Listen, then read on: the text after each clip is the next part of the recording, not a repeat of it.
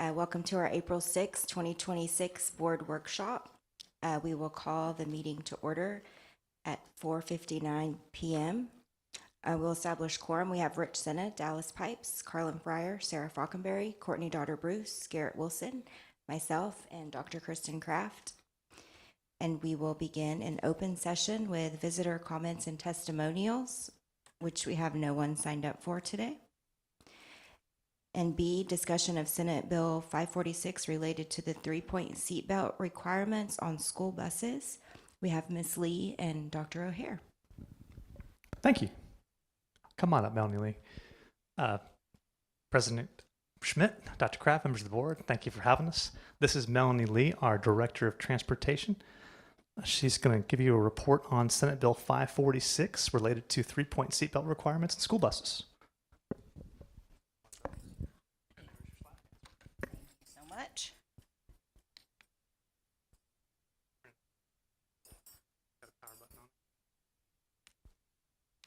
There we go. There we go. Okay. So I'm going to update you about Senate Bill 546, which, as you've heard, is related to seatbelts on school buses. A little bit about the history of seatbelts. Prior to 2018, school buses were not required to have seatbelts. As we got closer to 2018, some buses began to come out with lap belts that were called 2-point seatbelts, and those were mostly on our special ed buses, or you could special order buses. But as of 2018, the law requires that all school buses have seatbelts if they are produced in 2018 or after, and Bernie ISD is in compliance with that law. Every bus that we have purchased since 2018 does have 3-point harness type seatbelts.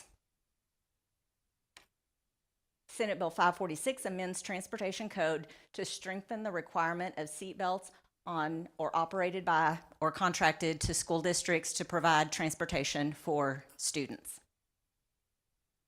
There are two different parts to Senate Bill 546.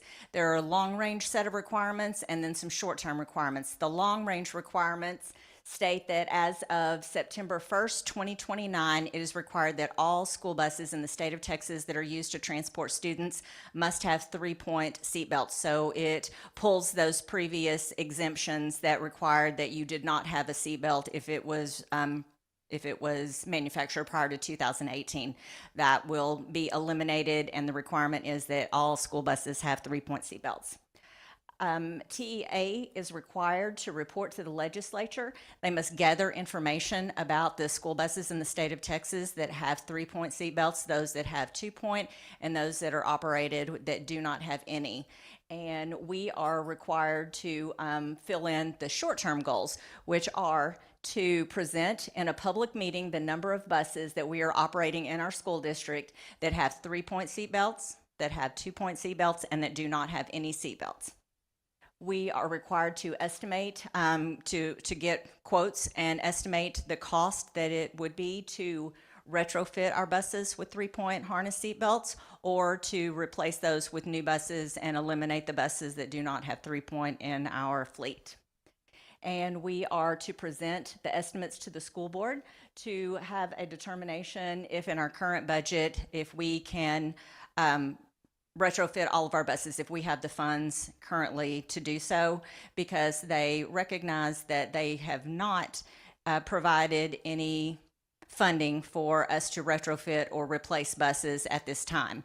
So we hope that in reporting with TEA, gathering all of this data and reporting it back to the legislature, that it will inform them in the next legislative session, and that they will release some funding to us so that we can meet that deadline in 2029.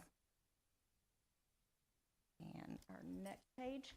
So this is the status of our current fleet, and you can see from the handout that you have, we have 38 of our buses have 3-point seatbelts.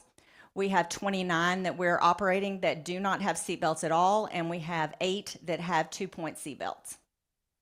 The cost to replace, if we replace them with new buses and eliminated those buses that don't meet the 3-point, it would be $6,313,680. Or if we retrofit, it would be $594,746.59. And at the bottom, you can see we have daily routes. We have 15 bus routes that students are being transported without seat belts, the 3-point seat belts. Some of those are the 2 points in which we have sped buses. So some of those have other types of seats that are a harness type seat that go in and provide some seat belts, even though they do not have a harness type in them. Those are the ones that have the 2-point. We don't have any of our large buses for our gen ed students that have 2-point seatbelts. Those are only on our special ed buses. And the 15 that do not have the 3-point seatbelts, those are running 2 a day. So that is basically cut in half, but it's because we have elementary and we have secondary on each run. So it's about 7 routes or 7 daily buses, but they serve 2 different campuses each. Do you guys have any questions? Melanie, Miss Yes. Lee, I was gonna see of the 38 and, let's see, 38 and 8 that Uh-huh. do have the seat belts, the 3-point and the 2-point. Do we have like enforcement on those buses where the drivers say, hey, everyone buckle up? Is there some kind of like way of tracking that, or I'm Yes. just wondering if they're being utilized? Right. So we do, drivers are encouraged to be up and interacting with their students as the students are loading. That helps them to know our students better and encourage them to buckle up. And then they walk back. We do see some students that unbuckle their seatbelts afterwards. And of course, the drivers are aware of this because they see heads pop up. And so they are continuing to encourage them. And we've talked about this in all of our staff development trainings to continue to remind the students and encourage them that they need to stay buckled in, that it's for safety. It is in our student handbook that if a bus is equipped with a seatbelt, a student is required to wear it. So if the drivers do have that support, I actually did a little bit of their student handbook and student code of conduct training for the transportation team at the beginning of the year this year, and reminded them that is in the handbook. So if they do have an issue with a student not wearing a seatbelt, they can always report that like any other student code of conduct violation back to the campus administration. I got a question. So I get this for the school bus, but also I realize the school buses are one of the safest vehicles on the roads. What about any other fleet vehicles? Is that mandate required for all fleet vehicles that have children in them? Because I'm just thinking a van with a 2-point seatbelt is probably less safe than a school bus with no seatbelt. Right. So we don't have any bus or any vehicles that are not buses that wouldn't have the harnesses. All of our white fleet vehicles that we transport in, and we discourage students sitting in the front seat just because it's safer. And of course, if we have a bus that is available, we transport students when they are going out of town on a field trip. We would rather see them in a bus rather than in one of our Suburbans. Just they're intended to be much safer. Thank you. Also had a question as far as like the price to retrofit.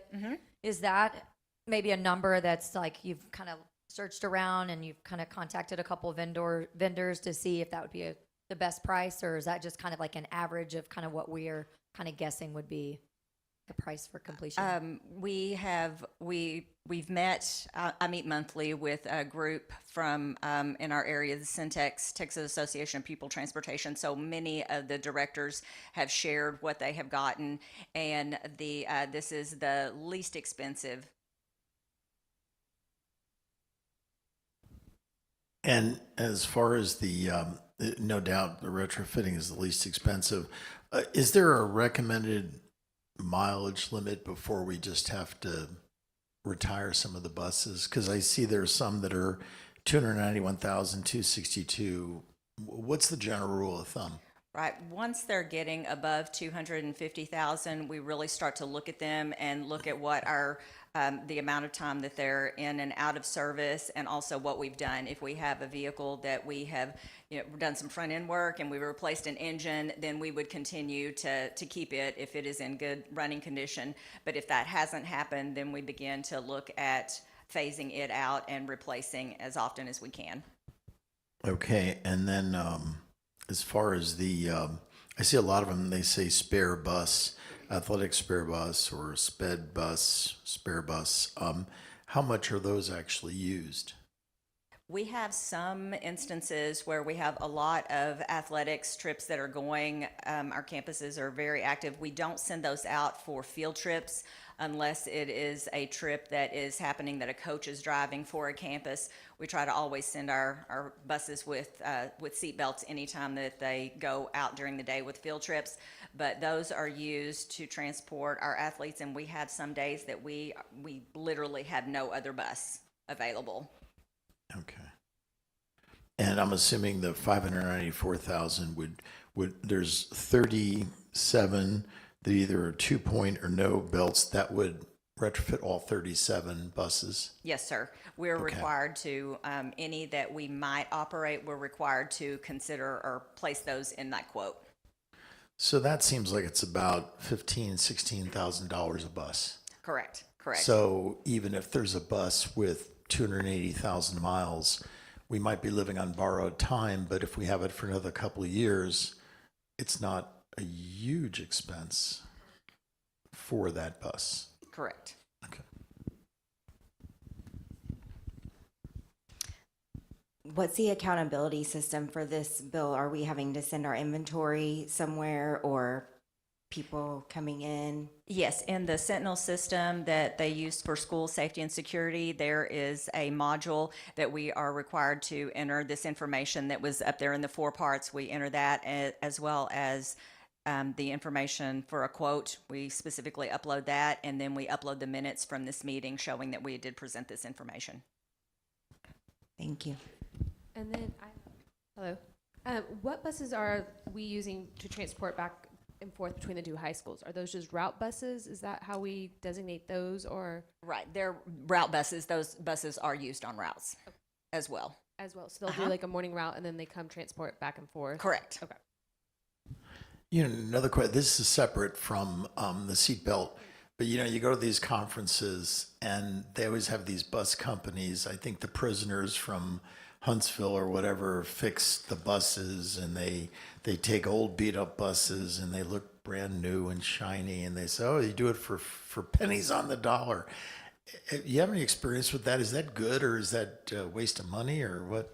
I don't have much experience with that. What I have more experience with is at one point they were sending tires off to them to retread so that you could run retreaded tires on the rear, and it really did not seem to save a large amount of money.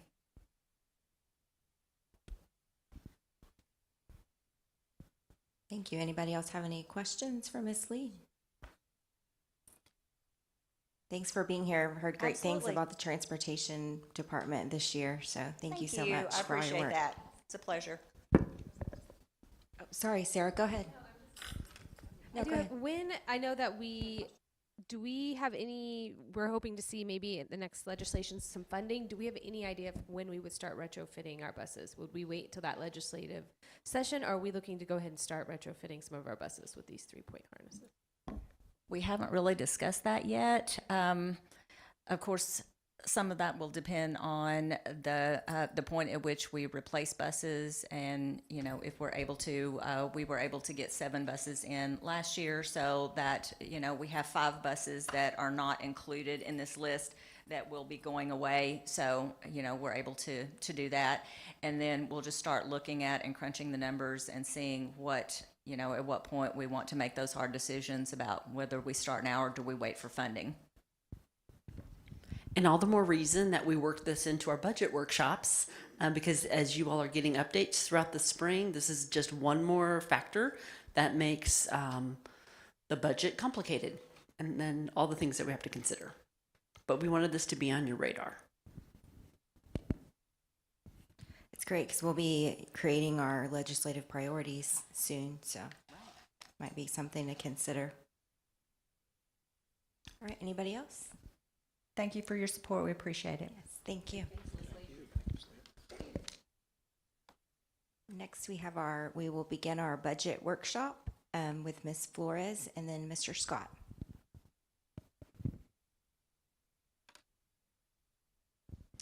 Yes, good evening, Madam President, members of the board, Dr. Kraft. Tonight I will be presenting to you an overview of the teaching and learning updates for this year with a focus on key budget considerations. Our budget reflects a strategic investment in what really matters most for our students, and that's high quality instruction, high quality programming, and targeted support. All that I will be discussing this evening ties directly to our scorecard under student success and fiscal responsibility. So there are several topics I'll be discussing this evening. Our agenda will begin with the elementary instructional framework and the work that we've done around general education and dual language this year. I'll also be touching on pre-kindergarten programming in House Bill 2 and the changes there, as well as the upcoming changes to our state A through F accountability and our CCMR indicators. So with our elementary instructional framework, the work began by identifying some challenges that we took the opportunity to say, no, there are going to be opportunities for improvement here in our district. So one of the key areas that we had to look at that was really a catalyst for some change was our instructional time around intervention. For example, students receiving dyslexia services require 45 minutes. That's a program that we subscribe to. It takes 45 minutes for a student, and that's how it's designed. But some grade levels did not have a 45-minute fit time in their schedule, and so that was causing some students to really not progress as they were supposed to. Another issue was inconsistencies with meeting PE and recess requirements with updated state mandates, including 30 minutes of daily recess. We needed to ensure alignment. So 30 minutes of recess was not offered for all of our grade levels in elementary, so we definitely needed to take a look at that. We also, a few years ago, implemented morning meetings with our Capturing Kids' Hearts curriculum. What we were finding over time is that this delivery of this instruction was taking a little too much time and cutting into core instruction. So we really needed to reevaluate that as well. And then also when we're looking at dual language, Bernie ISD for many years has subscribed to the 90-10 framework, which means starting in kindergarten, 90% of the instruction in dual languages is taught in Spanish, 10% is in English. What we have found over time and through looking at our data is that that does not provide enough English language development time for our students. Also, because of that framework, we were not able to deliver the 95% phonics curriculum that our Gen Ed students receive starting in kindergarten. So they're therefore causing some inequity. So we really wanted to look at that and see what was the best for our students. So to ensure this work reflected diverse perspectives, we convened a district-wide committee with representation from every campus and every grade level. The group included more than 30 members, teachers, administrators, instructional coaches, led by two of our principals, Troy Ladiolas from Fabra and Summer Galt from Van Rob. It was really important for us to make sure that campus leadership was leading this work because they're the ones that really have to sell it, right, and implement it. So the broad representation ensured our recommendations were grounded in authentic classroom experiences. So you can see that the process spanned over several months and included multiple opportunities for feedback, refinement, and targeted subcommittee work, including a focus on our dual language. After more than a year of collaboration, final recommendations were presented to ELT, our executive leadership team, this past week on March 30th, and they were approved for implementation in the 26-27 school year. So at the elementary level, the state does not prescribe instructional minutes for content areas. They do not tell us how much time you should spend on reading, math, or science. Because of this, we had to rely on research, best practices in our instructional resources that we use in the elementary grades. So for example, our 95% phonics curriculum is dedicated daily time and it's very systematic and explicit. So we had to make sure that our reading block had enough time to implement that program with fidelity. Same thing with Bluebonnet Math. Bluebonnet Math is designed to be delivered in 90-minute blocks, grades K through 5. So we had to make sure that grades K through 5 included a 90-minute math block. So our goal was to ensure that all programs be implemented with fidelity while maintaining a strong focus on student outcomes. When it comes to dual language, TEA gives us some guidelines, but not very many. They do require districts to implement at least one of the approved bilingual education programs. And here in Boerne ISD, for our pre-K students, we've implemented the one-way dual language immersion model, which is instruction delivered in 2 languages to a single group of students. And we currently have 3 bilingual classrooms for pre-K in the district. For grades K through 5, we implement a 2-way dual language program where both Spanish and English are used for instruction with a mix of our emergent bilingual students and our English proficient students. So again, like I mentioned before, for many years we've subscribed to the 90-10 framework. And each year it changes by 10% in order to reach the ultimate true 50-50 model in grades 4 and 5. Which is the minimum allocation plan the state says you have to have. So the state also does not dictate the subjects that can or should be taught in Spanish. And for that reason, we took this as an opportunity to examine if teaching math in Spanish, which we've done for many, many years, was really the best thing for our students. So the following slides outline the system-wide commitments that this committee and ultimately ELT has approved. So, starting with morning launch. So our morning meeting time was restructured and renamed to called a morning launch, which will be trimmed down to 5 minutes, which allows these skills to not only be taught in isolation in the morning, but all throughout the day. So we wanted to make sure that that was done.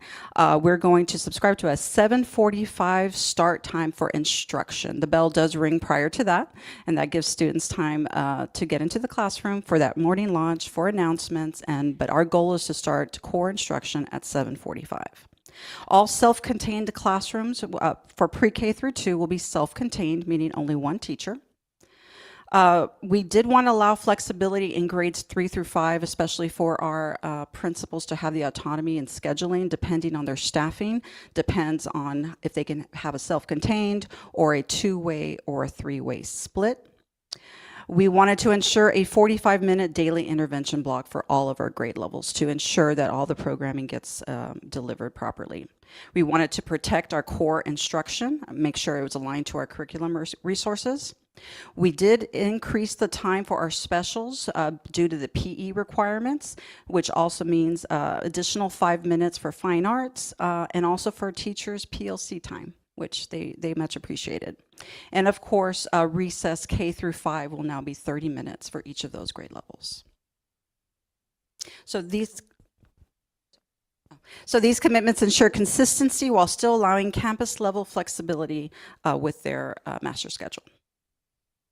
Now, for our dual language framework, we did make some major changes, and through a lot of extensive discussion and research, the committee reached a consensus on implementing a 70-30 model starting in kindergarten. So that means 70% of the instruction will be in Spanish, 30% in English, allowing for a more time for English language development. Teachers will also implement the 95% phonics curriculum and establish intentional bridging routines between the 2 language. And when possible, starting in grade 3, we want to give the campuses the autonomy to start now partnering a dual language teacher with a certified ESL teacher so that the students can now go between 2 teachers instead of just being in 1. If staffing allows for that, we will be encouraging that. We have made the shift for math and reading will be taught in English, and where science and social studies will be taught in Spanish. And this strategic allocation across the languages will support both literacy and content development. So we recognize that this is going to be a significant shift for our teachers, so we wanted to implement this in 2 phases. So phase 1, all teachers starting next year will adjust their schedules and routines to align with the new framework. Our dual language teachers in grades K through 2 will implement the 70-30 model, giving our dual language teachers in grades 3 through 5 a year to prep for the change. We recognize those are STAR tested subject areas, and so we wanted to make sure that those teachers had enough time to make the adjustments. In phase 2, that's where the following year, 27-28, that's where grade levels, dual language grades 3 through 5 will transition to the 50-50 language allocation, because by the time the students get to third grade, they will be 50% in English, 50% in Spanish. We will be implementing the 95% phonics to make sure that they are on with their peers, on par with their peers in Gen Ed. And ongoing support will remain in place to ensure consistency and success for our teachers. There are lots of benefits for students for this new framework. Number one, appropriate intervention time to meet students' needs. It was really, really important for us. Hopefully this will reduce time pulled from core instruction. Sometimes when 45-minute intervention time is needed, but only 30 minutes is allocated, sometimes that would pull students out of a core class or reading time or math time. So we were hoping that this new framework alleviates most of that. Increased collaboration among teachers. Usually our dual language teachers are the only ones on that campus and that grade level, so they kind of work on an island. And so we wanted to try to change that and build that culture of collaboration for our dual language teachers as well. Of course, maximizing instructional time, really structuring our announcements, our morning launch to ensure that we have enough time to get started by 7:45. And then, of course, the additional social studies instructional time, we did add some time to social studies, which is really great because the research shows that social studies ties to reading and literacy content development. So we're excited about that. I'll take any questions. Well, one, phenomenal. I'm really excited because I think, whenever you're a district as successful as we are, trying to find places to change and get better becomes difficult. And it's like, who wants to change the ship when we're going down into a good direction? This is a great direction. I feel that these are going to be phenomenal changes and going to have really good outcomes. But I also feel it's a good opportunity for us to take a chance on listening and making changes that are significant. I think, especially I had a child that went through that, and I think the changes we're making will be very, very successful. But data will tell. But I'm excited to see us taking some risk and willing to change some things. Thank you very much. Thank you. Yes, thank you very much. One of the things that stood out to me, and please correct me if I misunderstood or didn't hear correctly, because that could have been the case, the time frame for capturing kids' heart, eliminating 10-minute window from that meeting time, is that what I heard correctly? So initially it was scheduled to be 10 minutes. Mm-hmm. It somehow over the years transitioned to 15, 20, 25 minutes. And so really those skills should be taught all throughout the day. You have a good morning start. Now we're calling it the launch to get the kids ready for the day, but really those skills should be embedded all throughout. Okay, I absolutely love hearing that. I love your heart and even explaining, because we know these kids, like having this positive environment, it is what makes Bernie so special, Bernie ISD. And lately I've just heard teachers are just tired and they're worn out. And I know kids feel the same. We're all kind of in this home stretch time frame. So I think keeping this as a priority, and if we have to take it back, my question was, if we have to trim it back, what does capturing kids' heart require? What do they say is the parameters to make sure that we're on track with kind of what's expected with a capturing kids' heart school? So I'm going to punt that over to Ms. Pomeroy, since she's more familiar with the actual curriculum. Okay, so capturing kids' heart is not a curriculum. There's not a teaching component. It's a mindset, and it's built relationships. So it's relationship building. It's around 4 questions, and that's why in the mornings we can do our morning meeting within our 5-minute launch, kind of getting the tone for the day, setting our goals, referencing back to our social contract, whatever it is, and then throughout the day, it's relationships. It's seeing if there's something happening on a playground, addressing it right then, coming together, having the conversation. So it's kind of a way of doing business rather than, there's not lessons necessarily associated with it. Oftentimes we use those during our small group guidance. And if there is an opportunity for a lesson, we can build that into our reading time. We can build it into our social studies time because it aligns with our TEKS. So it's not a standalone curriculum.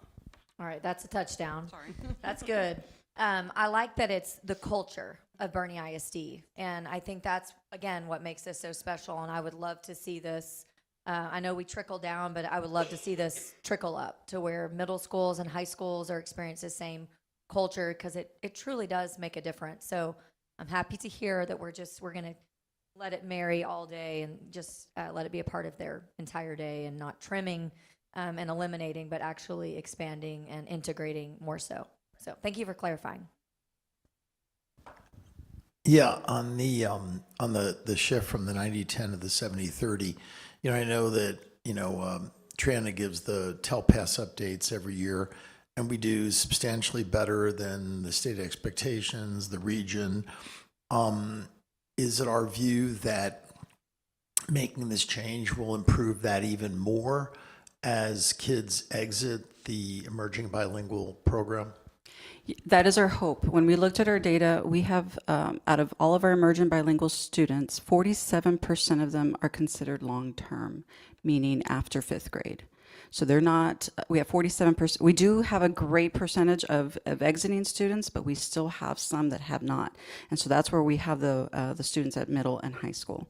And so we're hoping that with this shift, and especially building and beefing up that English language development block, we'll see dividends in years to come. And I really love that it was a committee that came together with the principals, boots on the ground, and then being able to sell it to that's brilliant. That's, I love how we operate that way. Did they have any recommendations that really kind of sparked, kind of like your mind for thinking like, this is a really great idea? Was there anything that stood out to you? There was a lot of discussion between, because when we presented the research on dual language, 90-10 or 50-50, those are like the very popular programming. But we had so many great ideas, we landed kind of in the middle, which I'm very happy about. And so there was everybody walked away with a good feeling of this is going to be a good start for our kids. So we looked at everything, but made a decision that kind of was made for us, that we made it for ourselves. I love that. I mean, that's perfect buy-in for everyone. So get our leaders behind it and then sell it. Absolutely. Thank you. Okay. That was good information about the capturing kids' hearts. I've always thought it was more than what it is, I guess. What like when I've been in classrooms and they're talking about like, hey, the word of the day is sharing, or honesty or something, or the word of the week maybe or something. Is that part of capturing kids' hearts, or is that something that what as far as character development goes in the elementary at that level, where does most of that come from? Is that capturing kids' hearts, or is there other curriculum things that we're doing? Where's that come from? So the state of Texas requires us to teach our character virtues. And so that is a standalone component within our TEKS. And oftentimes that's embedded within our reading curriculum and social studies curriculum. So that's where we're pulling that from. So we have our character traits that we teach. And that's not necessarily part of capturing kids' hearts. Capturing kids' hearts, again, is about building positive relationships, having social contracts, learning how we interact with one another, with adults, with like the campus culture. It kind of bleeds into like our positive behavioral supports and positive behavior interventions. And it's more, we use it within Bernie as kind of our guiding compass in the fact that we teach students to be positive, to interact respectfully, and to build those relationships with each other and with the adults on campus. So Capturing Kids' Hearts really has 4 questions that we use to guide behavior. What are you doing? What are you supposed to be doing? Are you doing it? What are you going to do about it? And so that kind of frames how we redirect our social interactions on campus, but it also links back to each classroom, and each campus has a social contract. It's how we agree to treat one another on the campus. So it probably doesn't feel as big on a campus because, again, it becomes part of our culture. And on those campuses that do it really, really well, the elementary campuses that have done it for years, it's just a natural way of doing business. It's not a standalone lesson, whereas a lot of our character traits and our character virtues, that's where we're using opportunities to more explicitly teach those things like honesty, respect, responsibility, those virtues that are outlined by the state. Mm-hmm. Is that something that teachers get training on when they start in BISD or something? There's like okay. Is it when they first start, and then, or do they get it every year, or what's kind of the?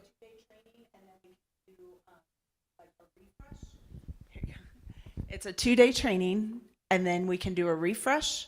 And then we also do what's called traction visits. So our our consultant, they come and they walk the campus, they give feedback, they kind of hear what's bogging us down and how we can work on that. So they're called traction visits. So it's a constant loop of support and training. It's not a one and done. Yeah, I was just curious. This is kind of a little bit off topic, I guess, but since we're talking about it, we do that so well. I feel like the character development and just the culture and in our different classrooms and on the campuses. I was just curious how it worked because I didn't really have a good understanding of it. So. And so going to the 5-minute, really it's like a 10-minute block in the morning that we'll have. It's our morning launch is 5 minutes, but it's also right around our morning announcements. So it's really 10 minutes, and our announcements should align with all of those components. The morning launch, capturing kids' hearts, it's really 10 minutes to get it done to start our day.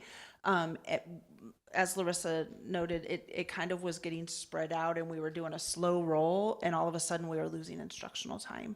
And so we're able to do it and get it all done. We just have to be efficient and know what our plan is. So I think it's obvious that we're really passionate about this piece.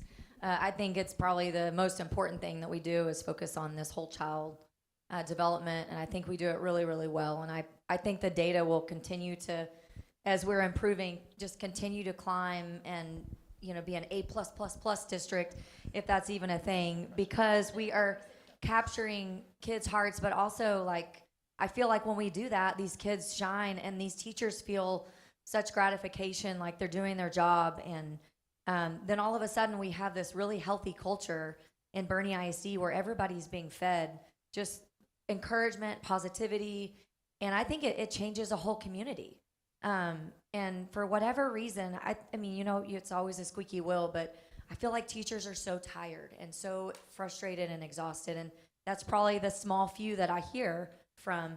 But, you know, I want to make sure we're always listening to those small few, and I feel like that we are. I feel like we do a good job of listening, but, you know, just another like attaboy, attagirl, like let's keep listening. And is there a way let's figure out, like, can we capture teachers' hearts? Like, how do we do that? And, you know, and then I believe in the system that we're going to continue to see our data just shift in even more positive directions than we're already seeing. So I know it takes a lot of hard work, and we certainly acknowledge that and appreciate it. And I think, you know, these feel like icing on the cake. I know it's not a small topic, but it comes across in a big way. I think when we see big gains, I think it's one of the biggest, most important things we do is capture everyone's heart. So mine is captured. Thank you. I just wanted to talk a little bit about and commend you for the process. So I love the morning launch. I love the streamlining, also making sure that we're now in compliance with some of the other time requirements, which obviously is important. But I go back to people support what they help create. Somebody told us that one time. I think it's great. And so the whole committee process that started months ago, and the involvement, to me, that's part of that same culture, right? That the teachers have buy-in when they're there helping create the solutions. And so I really commend the process. Okay, I'm going to transition now into pre-kindergarten programming. So here in Bernie ISD, we have 18 instructional units. 15 of those are English and 3 are in Spanish, or taught in Spanish. We are serving 204 students as of late last week, including 62 children of BISD staff, 39 of whom are children of our classroom teachers. But as we look toward the 27-28 school year, House Bill 2 introduces significant hurdles for how we're going to manage and expand our pre-K programs. The state is shifting toward a private partnership mandate that fundamentally changes our operational control. Starting in 2027, we can no longer simply build or repurpose classrooms based on our own internal growth data. We are now required to go through a state intermediary, which there will only be 4 across the state. Before we can add a single seat, this third party must verify that no local private childcare partners can take those seats. Essentially, our ability to grow our own facilities is now contingent on the absence of private availability. With the rules on partnerships are still in process for House Bill 2 mandates, but at least 85% of the state funding follows the student directly to the private partner. So this leaves the district with only 15% to cover all administrative oversight, specialized student services, and the coordination of the partnership. It significantly limits our ability to provide the comprehensive district level support these students often need. It's also critical to note that despite these new requirements, the state still does not provide full-day funding for pre-K. Whether a student is in private partnership or a district-run classroom, we're still dealing with an unfunded mandate to provide full-day services while only receiving half-day state ADA for these students. And the gap must still be bridged by local funds and the early education allotment funded through our K through 3 students. And finally, because of the restrictions on expanding or repurposing classrooms, we can risk overcrowding.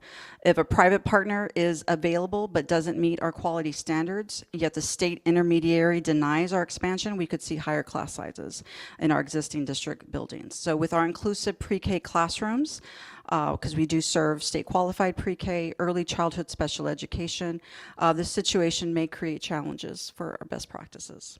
So in short, House Bill 2 forces us into a partnership by default kind of model that reduces our local control over facilities, high quality standards, and stretches our remaining pre-K dollars even thinner. I got a lot of questions on this one. First thing is what dictates a local child care partner? Our daycares Well, in our city, yes. In our physical district? Yes. So the one in Leon Springs that got shut down in the middle of the year would have been in our district, actually. I'm not sure how again, the rules on that have still not been released by the state, so there's still a lot of we don't know, but this is what language we've received so far. So is there going to be a snapshot date for open seats to figure out the mandate? Because then you have private that can close any day, any month, middle of the year. Great question. Still no guidance on that.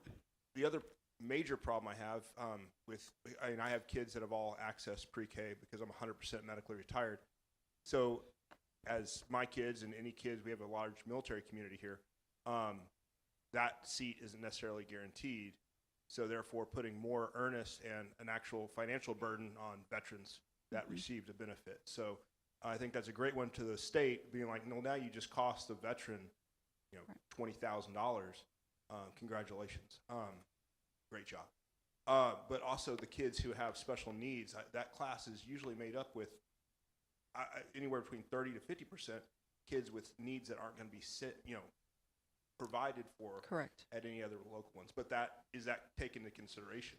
Again, I still have not seen the guidance, has not been released. I can't really answer that question right now. Fantastic leadership. Sorry. Okay, so this is just really disappointing. I could go on and on. I have a lot of questions, but I wish that they would have been asked before making any mandates like this. Apologize. I agree. It's interesting. We just had the closing date of being able to apply for the education savings accounts.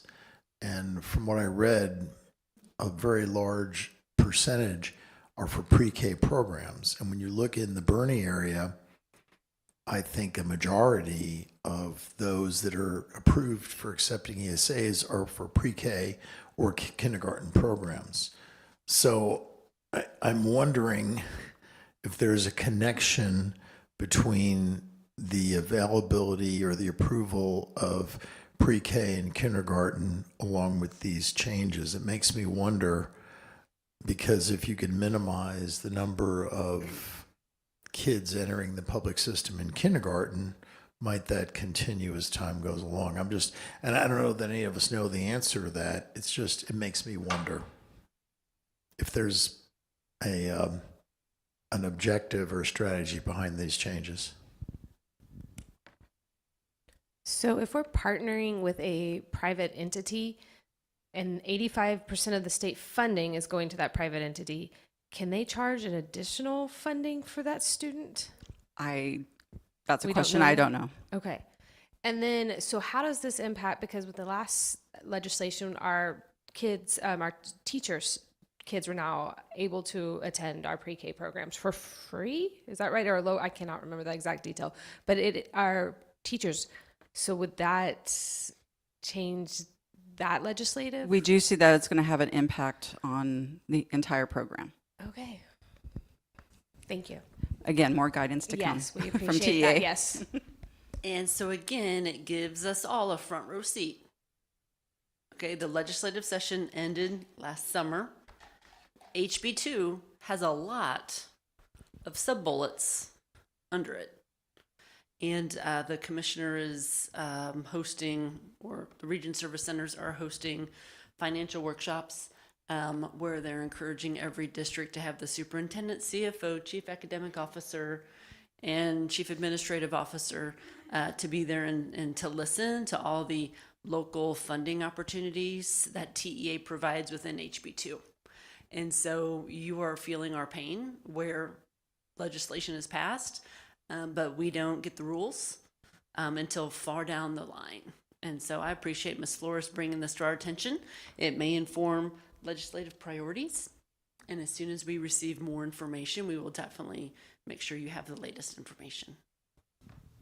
Yeah, I mean, I think there needs to be some earnest on them because, I mean, just give you a personal example. I'm 100% medically retired, like I said. My kids usually go through our district. Well, I'm not getting approval that my kids can be enrolled in pre-K because we don't know the rules yet. I mean, as a parent, and I'm not the only one, I'm sure there's many parents in the same situation. We don't know that. We don't know why we are getting not told yes or no. And so we're left in the dark coming into summer when, if y'all have ever had kids in kindergarten, which I have 3 right now, or in outside, getting service, finding an open seat is not something you want to do a month before you know that school starts. So that burden on parents, especially working class parents, veterans, whether it be school teachers, low income that are usually at working jobs, I want to make sure this is on record. That earnest is not acceptable to be done the day before, a week before, a month before, because you're not going to find suitable childcare in time. It's just not going to happen. 2728. I'm not sure I understand, and maybe none of us do, because I think it sounds like we're just waiting for more guidance. But what is this exactly? I mean, is this good or bad for us? I don't know. I don't understand. Is this like we lose 85% of our preschool program? Basically, is probably how this is headed, or We see it as very restrictive okay, for our programming. because we're going to lose Potentially, 85% yes. of our kids. Basically, is if potentially is that, 85% of the funding that we use, yes, will follow the student. If the state intermediary decides that that child should go elsewhere. So I mean, I guess my question is, what's the purpose as you see it? It looks like to me that the purpose is to take preschool out of public schools and put it on into daycares. Am I interpreting that right, or I don't? I don't know if I can answer that eloquently. I don't know. Just see, I'm confused by this. Honestly, I'm not really sure. You kind of have to read between the lines a little bit, kind of like what Mr. Senna was saying. Like some of us were in a Texas Coalition meeting about a week ago. You know, their advice with the ESAs was capture them in preschool, capture them in kinder. That's what we have to do to survive, capture them early. And now these restrictions. Right, so was the state, and this is a rhetorical question, I'm sure. Is there just such loyalty to local daycares that they raised concern and brought it to legislation and it caused this whole issue, or do we know how this came up? I personally do not know, but that's a great question. I know my early childhood director, Renee Munn's very involved in those outside entities. I could definitely ask her those questions and we can get you some answers. Thank you. These are fantastic questions. And as you can tell, we don't have the answers. But between now and our next budget meeting, we'll see what we can pull together to give you as additional resources. But I think you've heard some wise folks around the table talking about what's implied, right? When we think about all the other moving parts and what's facing public education. So as you can see, our state allotment for early education has grown a little bit over time. There are now 2 additional funding streams to support early education. Separately, you can see the level of investment our district is making in our youngest learners. So the formula here is the expenditures only includes our pre-kindergarten staffing, and the allotment is just for the students that in grades K through 3, in addition to the other 2 funding streams. So we're funding high-quality instruction, additional support staff, and classroom resources that go above and beyond our state allocation. These investments directly impact student learning and ensure that our pre-K students receive the foundation they need to succeed. Okay. Any questions on pre-K? Okay, sorry. Okay, so now I'm going to transition to A through F accountability updates. So this slide, I use this slide quite a bit with our principals. It illustrates the refresh cycle for state standards, which has now been codified in legislation. So every 5 years, the standards are updated to be more rigorous, which means it will become increasingly challenging for campuses to earn an A rating. Mathematically possible, but increasingly challenging. So this cycle ensures continuous improvement, pushing us to elevate instruction and support for all students while maintaining high expectations across the district. One of the most significant changes coming in 27-28 is the introduction of the new assessment, SST, which is called Student Success Tool. This assessment will be administered 3 times a year for students in grades 3 through 8. For end-of-course exams, only the end-of-year administration will be required. Additionally, English 2 has been removed and no longer part of the testing requirements for our high school students. These changes are designed to provide more frequent insights into student progress while streamlining high school testing. The SST assessments are designed, or should be designed, to be shorter than the STAR tests, since they will be administered 3 times a year, with 85% of students without accommodations should be able to complete those assessments in those time frames. There's still lots of unknowns about the actual assessment, how it's any blueprints, etc. All that should be forthcoming this summer from TEA. Is this in lieu of the STAR test? Correct. Okay, just confirm. Yes, I'm getting a new name. Thank you. When does that start again? 27-28. So we got one more. We got this year and one more year with the STAR assessment, and then it will transition. The other big change will be for new CCMR measuring for the class of 27 and beyond. So this is for our current juniors. CCMR framework was designed to measure student success in post-secondary pathways. However, after conducting multiple internal and external studies, TA recognized that not all CCMR indicators carry the same weight or reflect equal value. So starting with IBCs, which are our industry-based certifications through our career and technical programming, effective this past July, TEA implemented a tiered system for IBCs, classifying them based on their alignment to in-demand and high-wage careers. So BISD currently offers 5 Tier 1 IBCs and 2 Tier 3 IBCs, with the majority of our certifications falling into Tier 2, meaning that they are in demand and high wage or very high skill for our students. Students that take an IBC have to pass and also be considered a completer, meaning 3 or more courses in that program of study.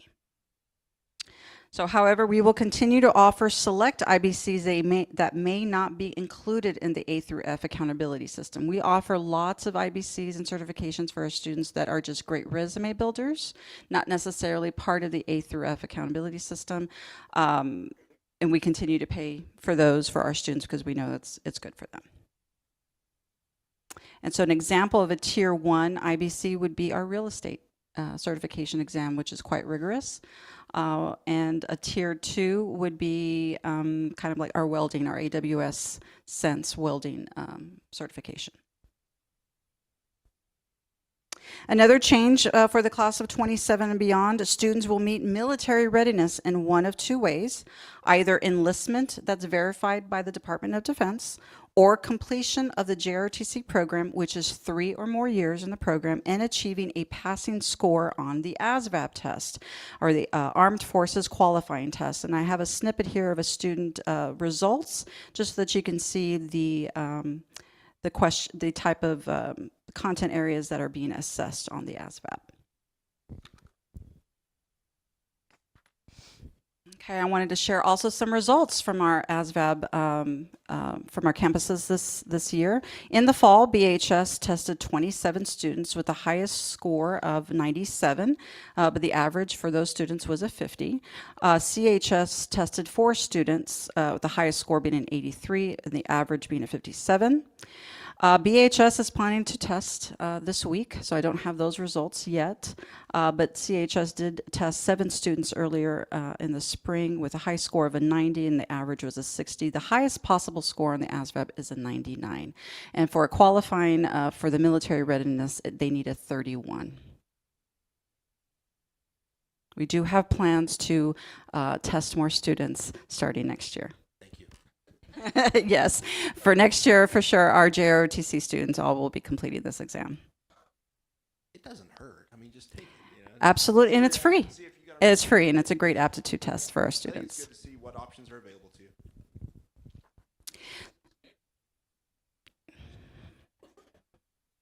I was in 10th grade when I took it, and I still remember. Okay. The most significant change will affect the class of 2030, which is our current 8th graders. Starting with this cohort, CCMR indicators will be differentiated by weight, meaning not all indicators will contribute equally to the overall measure of post-secondary readiness. As you can imagine, passing an AP exam versus earning an associate degree, it weighs different, and so we will be getting differential weighting for that. So this is what it's going to look like. Similar to STAR performance levels of approaches, meets, and masters, CCMR will now be evaluated using 3 readiness levels. The first one will be foundational, post-secondary readiness, then demonstrated, and then advanced. You can see the level of difficulty in measures. So for example, TSI. On the basic level, foundational level, student can earn this by meeting the TSI requirement through the college prep course. To be demonstrated, they need to pass the actual exam in both reading and math. And then for advanced, a student has to pass and take either one AP exam, 3 hours of dual credit. So differentiated and weighed differently. Same thing for IBCs. The lowest level foundational need to be a completer and have a tier 3, completer or a tier 2, and or a completer or a tier 1 IBC. Okay. So we've already begun preparing our stakeholders for these upcoming changes. This slide outlines some of the communication efforts underway to ensure staff is informed and ready for the transition. Any questions on CCMR? Have we identified with this new CCMR like areas that we need to make sure that we are meeting those goals in? The number one thing is our TSIA testing. Okay. And so that's why we start testing as early as we do. Okay. But we do need to beef up some of that prep for our TSI. students, right? Perfect. So Thank you. that's already on the plans. I like that we're being proactive. Yes. Okay. All right, talking a little bit more about CCMR. So back in November, the board did approve our new course offerings and catalogs for the 26-27 school year. And so the classes approved that support CCMR directly are dual credit medical term, which will be offered for our health science students. Agriculture Structures, Design and Fabrication, which will be a new course in the Ag Tech and Mech program of study. And then Principles of Transportation System, and this is going to be a great one. So that's the basic class if you go automotive.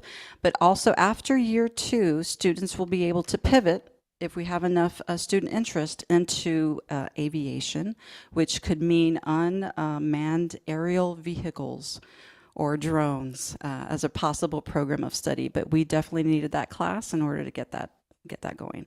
And so all these additional opportunities, of course, allow for more student choice, of course, additional IBCs, and then, of course, dual credit hours through our P-TECH program. So thank you. All right, so building on our CCMAR programming, we now turn to CTE funding and the resources available to support these pathways. CTE funding for our district is weighted, and the options include, for every P-TECH student we have, we earn $150. We also get reimbursements now up to 2 IBCs. Previously, we only got reimbursement for 1, and some of these assessments are quite expensive per student, and so that's extremely important. And now we do, now that JROTC is considered CTE, we are now receiving weighted funding for students in those courses. Industry-based certifications, yes. Which are the assessments after a program of study, yes. Will those reimbursements be specific to the tiers that the tier So 1, 2, we get reimbursed based off of how much the assessment is. Okay. Mm-hmm. Weighted funding? I think it's 1.1 and then 1.4. Depends on the, okay, 3 tiers.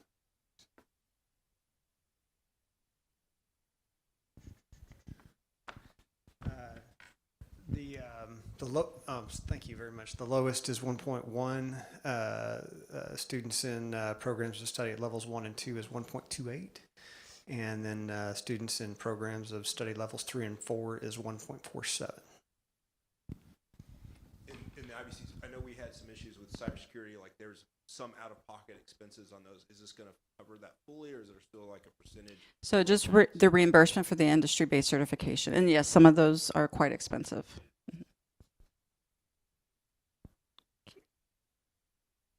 So when our programming and instructional efforts align with CCMAR goals, we can realize monetary increases through the CCMAR outcome bonus. So it's important to know that CCMAR bonus data does lag by 2 years.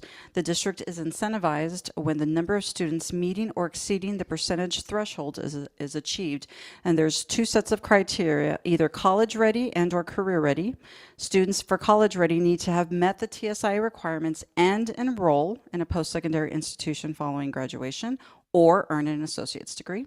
And for career ready, we need students to have passed the TSI test and earn an IBC or level 1 or 2 certificate. And so when we have economically disadvantaged, have 11% threshold. So we receive $5,000 for each student above the threshold that meets one of those criteria. For non-economically disadvantaged students, the threshold is 24%, so we earn $3,000 per student above the threshold. And for special education, it's a 0% threshold, so basically any special education student that earns any of those criteria, we get $4,000 per student. So this is what it looks like. As you can see, funding has steadily increased over the past several years. And so for the class of 24, preliminary data indicates that our district is projected to receive approximately $935,000 in CCMAR outcome funding. And this demonstrates the tangible impact of aligning our program and student support with post-secondary readiness goals. So our students that are graduating with an associate's like this May we already can count them a year or 2 from now. Yes. Okay. All right.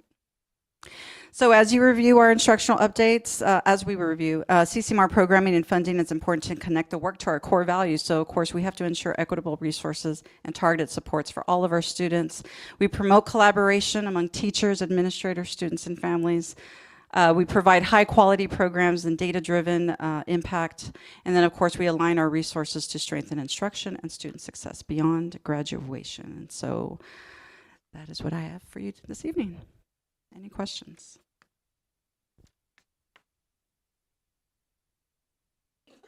I'm sorry? Marissa, so just to highlight how our program impacted the community, they had a horrible accident. One of our practice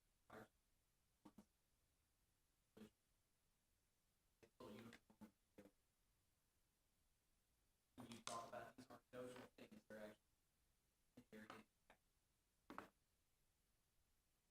Thank you. So as you can see, we covered a lot of ground in Ms. Flores' presentation. We will work to get you more information on the pre-K conversation and HB2. And as you can see, every time we meet, we have lots of moving parts. And that's what makes this time of year fun and a challenge for the whole team. And so I asked Wes to just close tonight by giving us an overview again of the timeline. Okay, you have in front of you the budget development timeline that we've shown before. Today I want to focus on April, May, and June of that timeline. We just completed completing the third workshop on program initiatives. Behind the scenes, this month we'll receive all of the preliminary values as required by state law from the three counties that the district resides in their respective appraisal districts. The executive leadership team will continue to meet and prioritize our budget initiative packages, which will lead to Budget Workshop 4, where we traditionally present an overall picture of the budget. And I know Ms. Pruen will be bringing some good information related to what we need to consider from a compensation perspective. If we need to, we will have another workshop in June prior to the regular board meeting where we will adopt the budget. Okay.